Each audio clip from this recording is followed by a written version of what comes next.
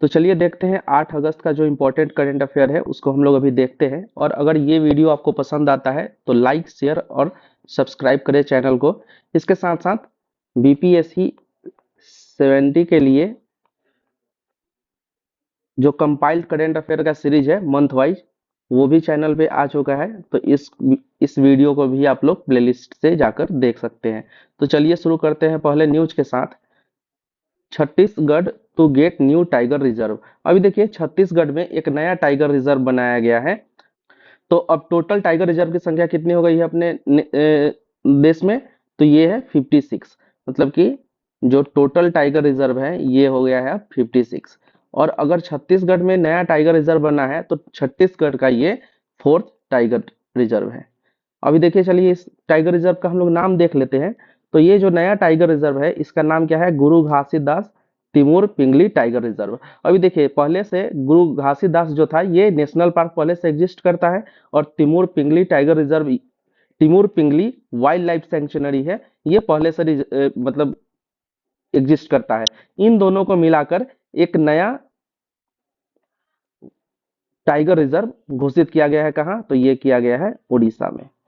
तो जो नया घोषित किया गया टाइगर रिजर्व इसका नाम क्या है? गुरु घासीदास तिमोर पिंगली टाइगर रिजर्व।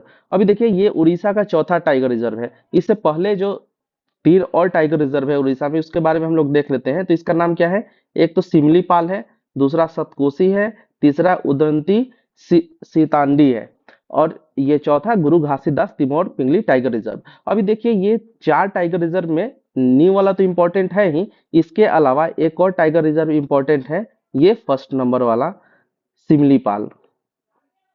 अब सिमलीपाल इंपॉर्टेंट क्यों है? कि अभी ये 2-3 दिन पहले न्यूज में था, क्योंकि यहाँ पे ब्लैक टाइगर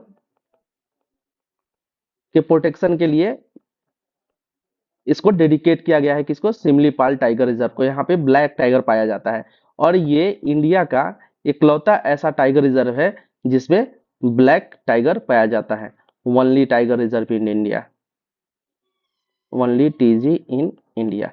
और अगर ब्लैक टाइगर की संख्या की बात करें तो अभी अपने कंट्री में टोटल जो ब्लैक टाइगर है वो है 16।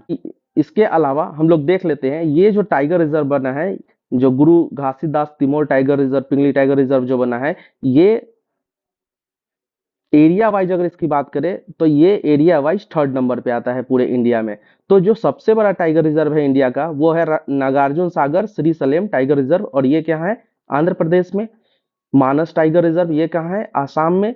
और अभी तीसरा गुरु घासीदास तिमोर पिंगली टाइगर रिजर्व ये कहाँ है? उड़ीसा में।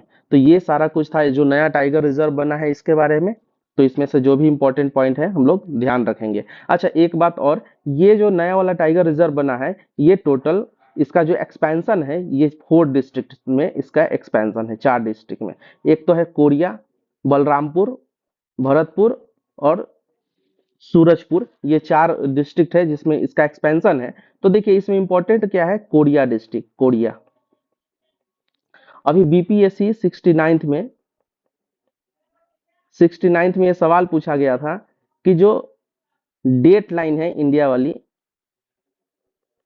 इंडियन इंडियन स्टैंडर्ड टाइमलाइन है जो, ये ट्रॉपिक ऑफ कैंसर को कहाँ पे कट करती है? तो ये कट तो करती है कोरिया में, और कोरिया कहाँ है? छत्तीसगढ़ में। तो पूछा गया था ये किस प्लेट्यू को कट करती, प्लेट्यू पे कट करती है, टीओसी और आईएसटी। तो इसका आंसर आप लोग कमेंट बॉक्स में दीजिए, क्योंकि ये बीपीएससी 69 का सवाल था। तो यही इसी जगह के बारे में पूछा गया था, इसी कोरिया के बारे में, कोरिया डिस्ट्रिक्ट के बारे में। 100 ग्राम्स ऑफ विलियन हार्ट। अभी क्या हुआ देखिए, विनेश फोगाट अभी जो ओलंपिक फाइनल था उससे बाहर हो गई है। अब बाहर क्यों हुई है? क्योंकि ये 100 ग्राम्स ऑफ ओवरवेट थी, और ये किस में क्वालिफाई की मतलब फाइट कर रही थी? 50 केजी कैटेगरी में फाइट कर रही थी, और ये फाइनलिस्ट थी। और ये फाइनल इनका किसके साथ होना था? तो ये होना था सारा हिंडर ब्रांड के साथ, जो कि कहाँ की है, ये है यूएस की। तो ये पॉइंट हम लोगों को इम्पोर्टेंट है जो कि याद रखना है, क्योंकि चूंकि विनेश विनेश फोगाट जो है अभी तो बाहर हो चुकी है, तो इनसे रिलेटेड जो न्यूज है इम्पोर्टेंट, वो काफी इम्पोर्टेंट होगा बीपीएससी 70th के लिए। तो इस वाले न्यूज को हम लोग याद रखेंगे, और ये नाम स्पेशली हम लोग याद रखेंगे क्योंकि ये फाइनलिस्ट इनके जगह पर इनको डायरेक्ट विनर घोषित कर दिया गया है, विनर विदाउट फाइट। ऐसा बहुत कम होता है, तो इसलिए हम लोग इनका याद रखेंगे। इनका नाम क्या है, सारा हिंडरब्रांड। नेक्स्ट है, Mullaperiyar dam issue reopens old wounds between allies. अभी देखिए मुल्ला पेरियार डैम के बारे में है। तो मुल्ला पेरियार डैम सबसे पहले किसके बीच में हम लोग देखते हैं, तो ये डैम है एक्चुअली तमिलनाडु का। तमिलनाडु इस डैम का ऑनर है, लेकिन ये डैम है कहाँ, अगर फिजिकली इसका लोकेशन देखें तो ये डैम है केरल में, फिजिकली प्रेजेंट है। अभी देखिए ये डैम अभी ये डैम कब बना था, ये बना था 1895 में।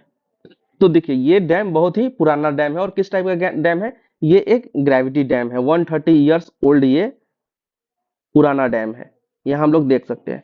तो इस डैम के टूटने का खतरा है। अभी क्या हुआ कि जैसे कि अभी लैंडस्लाइड आया था कहाँ, अभी केरल के वायनाड में लैंडस्लाइड आया था।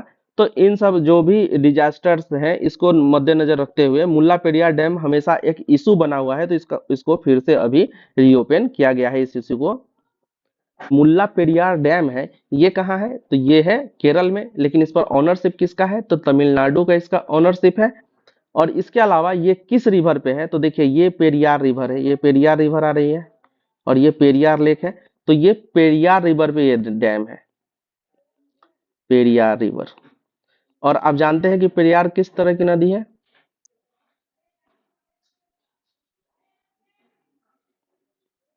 ये है पेरियार रिवर पे।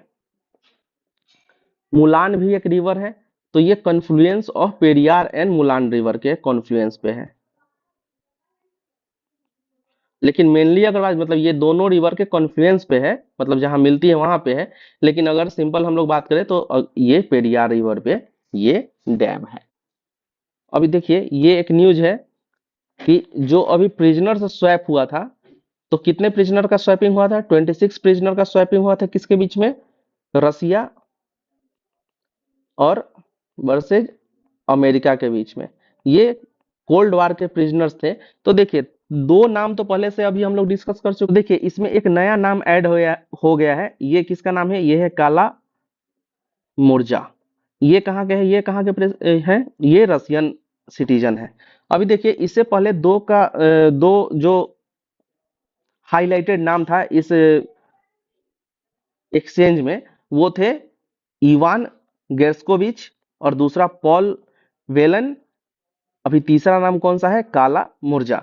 तो ये तीनों नाम हम लोगों को याद रखना है। अभी देखिए जो इवेन गेर्स्कोविच थे, ये कौन थे, ये वॉल स्ट्रीट के जर्नलिस्ट थे। अलावा अगर पॉल वेलन की बात करें तो ये कौन थे, ये सोल्जर थे। ये तीन नाम हम लोगों को क्या करना है, याद रखना है। अगला है, नेक्स्ट न्यूज है, x ISC head Padmanabhan Chandrayaan 3 team among first राष्ट्रीय विज्ञान पुरस्कार। अभी देखिए राष्ट्रीय विज्ञान पुरस्कार का पहला संस्करण अभी डिस्ट्रीब्यूट हुआ है। मतलब कि देखिए राष्ट्रीय विज्ञान पुरस्कार है क्या, देखिए इंडिया के अंदर पहले जो भी साइंटिफिक अवार्ड्स होते थे, जो भी साइंस से रिलेटेड अवार्ड होते थे, इन सबको मर्ज करके एक नया अवार्ड पिछले साल घोषित किया गया। सारे अवार्ड्स को मर्ज करके इसी को बोला गया क्या, राष्ट्रीय वैज्ञानिक पुरस्कार, इसको नाम दिया गया। अभी देखिए राष्ट्रीय वैज्ञानिक पुरस्कार का फर्स्ट एडिशन आया है, तो इसमें टोटल कितने 30 लोगों को ये अवार्ड मिला है। तो हम लोग एक एक करके नाम देख लेते हैं, और जो इंपॉर्टेंट पॉइंट्स है उसको हम लोग देख लेते हैं। जैसे कि इंपॉर्टेंट पॉइंट में क्या हो जाएगा कि जो पहले मान लीजिए जो शांति स्वरूप भटनागर अवार्ड मिलता था, उसको अभी विज्ञान युवा पुरस्कार के नाम से रिप्लेस करके नाम रख दिया गया, किसका, शांति स्वरूप भटनागर अवार्ड का विज्ञान युवा पुरस्कार नाम रखा गया। इस कैटेगरी वाइज जब हम लोग देखते हैं कि जो विज्ञान रत्न अवार्ड है, विज्ञान रत्न अवार्ड जो हाईएस्ट अवार्ड है इस कैटेगरी में राष्ट्रीय विज्ञान पुरस्कार का, ये दिया गया किसको, जी पद्मनाभन को। अब जी पद्मनाभन कौन है, किया गया। तो चूंकि ये एक क्या है, बायोलॉजिस्ट है, तो इन्होंने काम किया था किस पे, मलेरिया पैरासाइट्स पे इन्होंने रिसर्च किया था। तो इसके लिए ये अवार्ड इनको दिया जाता है। इसको लाइफ टाइम अचीवमेंट अवार्ड भी बोला जाता है साइंस कैटेगरी का। क्या इस अवार्ड का नाम क्या है, विज्ञान रत्न अवार्ड। अभी चलिए, इसके अलावा विज्ञान टीम अवार्ड दिया गया है किसको, चंद्रयान 3 के जो टीम थी उसको विज्ञान टीम का अवार्ड दिया गया है, C3 टीम को। अभी देखिए, विज्ञान युवा पुरस्कार जो इसको जिसका पहले नाम था शांति स्वरूप भटनागर अवार्ड, ये दिया गया है टोटल 3 लोगों को, विवेक पोलसेटिवार और उर्वशी सिन्हा, इसके अलावा रॉक्सी मैथ्यू। तो विवेक जो है ये है कार्बन कैप्चरिंग टेक्नोलॉजी जो होता है इसके ऊपर रिसर्च करते हैं। उर्वशी सिन्हा जो क्वांटम रिसर्चर है, और रॉक्सी मैथ्यू ये है, ये मेट्रोलॉजिकल जो रिसर्च होता है, तो पुणे में ये अभी कार्यरत है। तो ये 3 अवार्ड दिया गया है किस कैटेगरी में, विज्ञान युवा पुरस्कार की कैटेगरी में 3 लोगों को अवार्ड दिया गया है। इसके अलावा विज्ञान श्री अवार्ड दिया गया है। तो विज्ञान श्री अवार्ड कितने लोगों को दिया गया है, ये 13 लोगों को ये अवार्ड दिया गया है। तो ये टोटल कितना कैटेगरी हो गया, 1 2 3 4। आप देखिए, ये लाइक जैसे पद्मा अवार्ड मिलता है, पद्मश्री पद्मा अवार्ड और जो भारत रत्न है, जैसे सबको मिला के 4 अवार्ड होता है, उसी तरह से राष्ट्रीय विज्ञान पुरस्कार भी कितने कैटेगरी में दिया जाता है, 4 कैटेगरी में दिया जाता है। तो फर्स्ट कैटेगरी में 1, दूसरे कैटेगरी में 1, तीसरे कैटेगरी में 3 और चौथे कैटेगरी में 13। ये टोटल अवार्ड कितना दिया गया है, ये टोटल अवार्ड दिया गया है 30 लोगों को। अभी देखिए, विज्ञान श्री अवार्ड के कुछ विनर्स का नाम हम लोग देख लेते हैं जो हाईलाइटेड है। जैसे अन्नपूर्णा सुब्रमण्यम को दिया गया है ये अवार्ड। अब अन्नपूर्णा सुब्रमण्यम क्या है, तो ये जो रिसर्च करती है गैलेक्सीज पे और जो स्टार क्लस्टर्स हैं उस पे ये रिसर्च करती हैं। इसके अलावा जयंत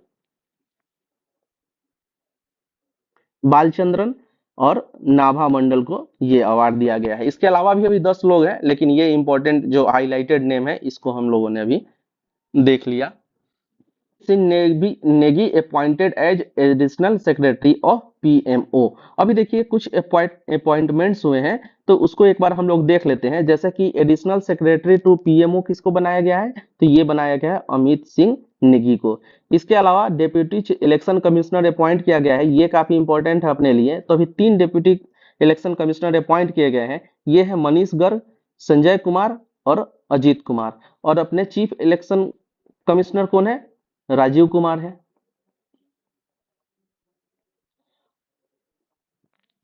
देखिए, इलेक्शन कमिश्नर उसके बाद होता है डेप्यूटी इलेक्शन कमिश्नर। तो कंफ्यूज नहीं होना है अपने को, ये राजीव कुमार है, ये चीफ है। यहाँ पे 2 नाम और आएगा, और यहाँ पे अभी डेप्यूटी में 3 नाम आया है नया, जो है कि मनीष गर्ग, संजय कुमार और अजीत कुमार। अभी देखिए, director general of serious fraud investigation office का डायरेक्टर जनरल अपॉइंट किया गया है SFIO का, ये है समीर अश्विन वकील को। इसी तरीके से joint secretary of to the culture ministry किसको अपॉइंट किया गया है, ये है मुग्धा सिन्हा को, ज्वाइंट सेक्रेटरी कल्चरल मिनिस्ट्री। और director general of tourism appoint किया गया है टूरिज्म मिनिस्ट्री के द्वारा, मिनिस्ट्री ऑफ टूरिज्म ये किया गया है मनीष सक्सेना को। तो इसमें ये नाम इंपॉर्टेंट है अपने लिए, ये हम लोगों को याद रखना है, deputy election commissioner of India.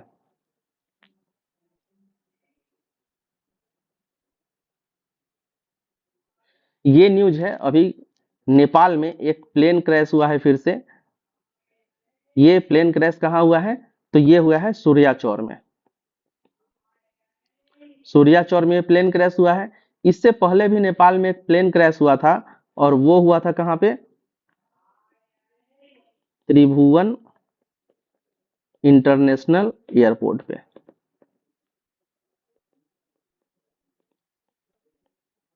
तो ये सूर्याचौर में अभी रिसेंट ये हुआ है प्लेन क्रैश, तो इसको हम लोगों को याद रखना है।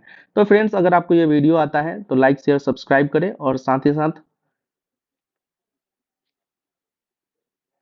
BPSC 70th के लिए जो मंथली कंपाइलेशन हमारा आ रहा है, उसका लिंक प्रोवाइड करवा दिया है डिस्क्रिप्शन बॉक्स में, तो वहां से जाकर आप मंथली कंपाइलेशन करेंट अफेयर का देख सकते हैं।